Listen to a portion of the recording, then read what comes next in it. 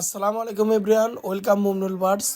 আজকে আমি আমার পাখির খামারে যে আমার দুইটা পাখি নিয়ে আসছিলাম, সানকুনুর পাখি, তাদের ডিএনএ টেস্ট করাইছে। আপনারা সকলে হয়তো বা জানেন। তো তাদের রিপোর্ট আজকে চলে আসছে।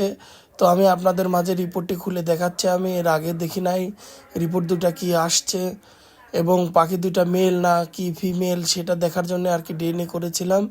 তো যাই হোক, আলহামদুলিল্লাহ খুবই সুন্দরভাবে ডিএনএ রিপোর্ট দুইটা আমার হাতে এসে পৌঁছাইছে।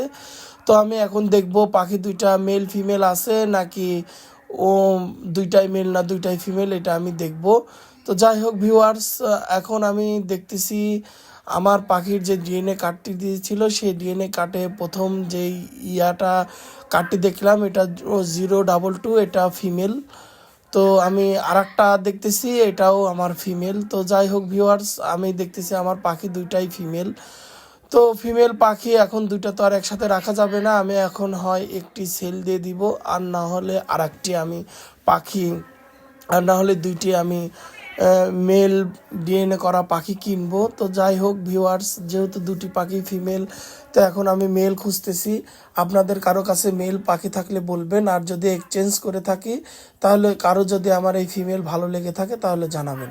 আসসালামু আলাইকুম।